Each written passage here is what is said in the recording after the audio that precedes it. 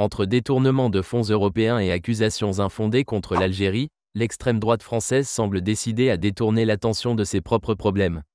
Marine Le Pen sous pression judiciaire, avec un risque d'une peine d'inéligibilité, de la prison ferme et une amende colossale, au lieu de se concentrer sur sa défense, elle s'attaque à l'Algérie. Mais alors pourquoi cette obsession? Et qu'en est-il des accusations sur l'aide française à l'Algérie? Décryptons ensemble ce nouvel épisode de la politique de dénigrement. Salut à tous, j'espère que vous allez bien. C'est donc le sujet à la une des actualités du jour.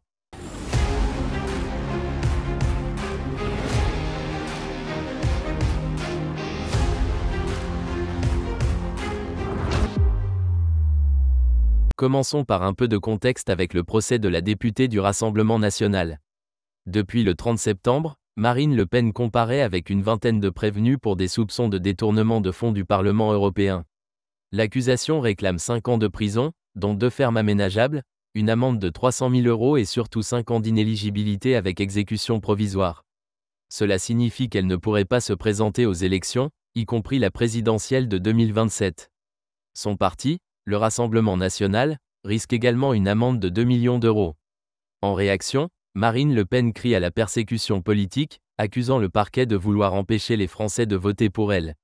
En plein procès, Marine Le Pen a trouvé le temps de s'exprimer sur l'Algérie. Sur le plateau de CNews, elle a relié les difficultés des départements d'outre-mer à l'aide française au développement, citant l'Algérie comme exemple. Marine Le Pen déclare, je cite, « La France donne à l'Algérie, qui nous crache au visage en permanence ». Ce discours rappelle les propos de Sarah Knafo, proche d'Éric Zemmour, qui avait affirmé en septembre que la France verse 800 millions d'euros d'aide annuelle à l'Algérie. Or, cette information a été démontée par plusieurs médias, dont TF1, qui ont révélé que ce montant représente l'aide totale sur 5 ans, soit environ 168 millions d'euros par an. Pourquoi cette obsession pour l'Algérie? Les déclarations de Marine Le Pen et de Sarah Knafo ne sont pas le fruit du hasard, mais s'inscrivent dans une stratégie politique claire. Détourner l'attention des scandales internes, en pleine crise judiciaire, Le Pen et l'extrême droite redirigent le débat vers un sujet qui mobilise leur électorat. Attiser les tensions avec l'Algérie, depuis des années, l'extrême droite cherche à saboter les relations franco-algériennes, qu'elle accuse d'être trop conciliantes envers Alger. Renforcer leur base électorale, en critiquant l'Algérie, ils visent un électorat marqué par les discours anti-immigration et nostalgiques du colonialisme. Revenons aux chiffres. Selon les données officielles, la France a consacré environ 842 millions d'euros à l'Algérie entre 2017 et 2022 dans le cadre de l'aide publique au développement. Cette somme inclut des projets économiques, culturels et environnementaux. Mais contrairement aux affirmations de Knafo et Le Pen, l'Algérie ne dépend pas de cette aide. Elle est aujourd'hui une puissance régionale, avec des ressources naturelles importantes et des investissements croissants dans des secteurs stratégiques comme les énergies renouvelables et l'agriculture. Ce qui frappe, c'est le double standard dans les discours et l'omission volontaire de certains faits par l'extrême droite française. Par exemple, le Maroc, principal bénéficiaire de l'aide française en Afrique du Nord, n'est jamais cité. Pourtant, les montants qui lui sont versés dépassent ceux alloués à l'Algérie. Les départements d'outre-mer, que Marine Le Pen prétend défendre, subissent les conséquences directes d'une gestion centralisée à Paris, et non d'une aide mal attribuée à l'Algérie. Ces discours contribuent à détériorer des relations déjà tendues. Depuis la reconnaissance par Emmanuel Macron de la souveraineté marocaine sur le Sahara occidental, Alger et Paris traversent une crise diplomatique. Pour l'Algérie, ces attaques de l'extrême droite sont perçues comme une provocation supplémentaire.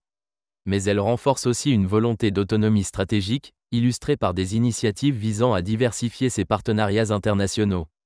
Que retenir de tout ça? Marine Le Pen et Sarah Knafo cherchent clairement à instrumentaliser l'Algérie pour des gains politiques. Mais cette stratégie comporte des risques. En ciblant l'Algérie, elles affaiblissent l'influence française dans une région clé, et ces mensonges sur les chiffres finissent par décrédibiliser leur discours. Alors que pensez-vous de cette stratégie de l'extrême droite? Est-ce une manœuvre désespérée ou un calcul politique? Dites-le moi en commentaire. Et avant de passer à l'actualité en bref, n'oubliez pas de liker, partager et vous abonner pour ne rien manquer de nos prochaines analyses.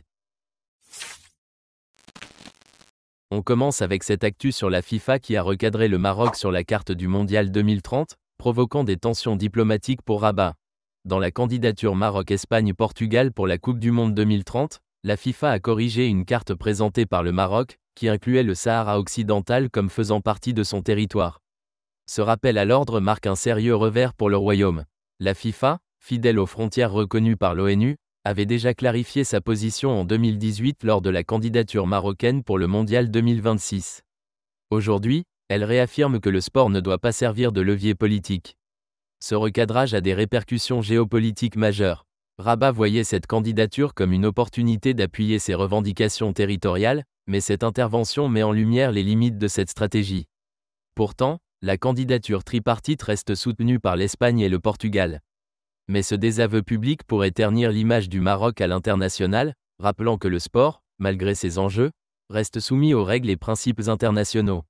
Le Mondial 2030, entre ambition sportive et géopolitique, est déjà au cœur des débats. Deuxième actu, une initiative ambitieuse se dessine, des investisseurs qataris s'apprêtent à lancer une chaîne de supermarchés en Algérie. Objectif, révolutionner le commerce de détail avec une logistique avancée, des produits locaux et des standards modernes. L'Algérie, riche en ressources et stratégique, attire ses investisseurs visionnaires. Ce projet promet des magasins innovants, mais aussi des infrastructures logistiques modernes comme des entrepôts réfrigérés et des réseaux de transport efficaces. Résultat, réduction des coûts, gaspillage limité et accessibilité accrue pour les consommateurs.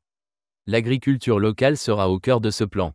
En collaborant avec les agriculteurs, les supermarchés privilégieront les produits locaux, stimulant ainsi l'économie rurale et réduisant la dépendance aux importations. Une véritable opportunité pour introduire des techniques agricoles avancées et offrir une demande stable. En termes d'emploi, ce projet va transformer le paysage. Il créera des milliers de postes dans la logistique, le commerce, l'agriculture et la technologie, tout en proposant des formations pour renforcer les compétences locales. Malgré des défis comme les infrastructures ou les habitudes de consommation, le Qatar reste confiant. Si ce projet réussit, il redéfinira le commerce algérien et renforcera les liens stratégiques entre les deux nations, inspirant toute l'Afrique du Nord. Troisième actu, AGE, la filiale de Turkish Airlines, fait son entrée en Algérie et promet de redéfinir le marché aérien. À partir du 25 décembre 2024, des vols réguliers relieront Istanbul, Ankara et Antalya à Alger, Oran et Constantine. Une ambition claire, renforcer les liens culturels, commerciaux et touristiques entre la Turquie et l'Algérie. Ayoub Wahabi, premier directeur général algérien d'AGE, affirme que la compagnie offrira des services de qualité à des prix compétitifs.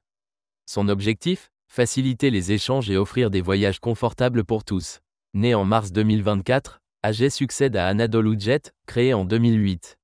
Avec 122 destinations mondiales et une flotte de 100 appareils incluant Airbus A320 et Boeing 737, la compagnie aspire à devenir le plus grand transporteur low-cost au monde. Le marché aérien algérien, en pleine expansion, attire d'autres géants. Etihad Airways prévoit de lancer de nouvelles lignes vers l'Algérie en 2025, bien qu'aucun accord officiel ne soit encore signé. Cette concurrence croissante promet une dynamique aérienne sans précédent, plaçant l'Algérie au cœur des connexions internationales. Quatrième actu, les membres de l'OPEP+ prolongent les réductions de production jusqu'à fin 2026, une décision clé prise lors de leur 57e réunion. 8 pays, dont l'Algérie, l'Arabie Saoudite et la Russie, maintiennent une réduction volontaire de 2,2 millions de barils, jour jusqu'à fin mars 2025. Pourquoi ces mesures ? Le marché pétrolier mondial est sous pression, croissance économique faible, indicateurs décevants dans les pays émergents et une reprise encore fragile en Chine. Face à ces incertitudes, l'OPEP+ vise à stabiliser les prix et à équilibrer l'offre et la demande. Dès avril 2025, une augmentation progressive de la production est prévue sur 18 mois. Cette approche garantit une transition fluide, tout en maintenant la réduction volontaire de 1,6 million de barils, jour jusqu'en 2026. Mohamed Arkab, ministre algérien de l'énergie, qualifie ces décisions de sages et responsables, soulignant l'engagement des pays membres à surveiller de près l'évolution du marché. Une stratégie essentielle pour un secteur pétrolier en pleine mutation. On termine avec cette actu sur le Bitcoin qui vient de pulvériser un nouveau record, 100 000 $.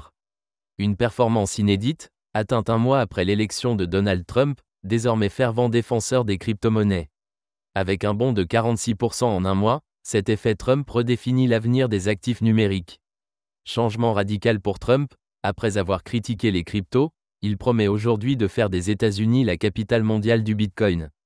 Sa stratégie, nommée Paul Atkins, partisan d'une régulation souple, à la tête de la SEC. Une annonce qui a électrisé le marché, propulsant le Bitcoin à des sommets. Mais ce n'est pas tout. Trump envisagerait la création d'un ministère dédié aux crypto-monnaies et même d'une réserve stratégique de Bitcoin.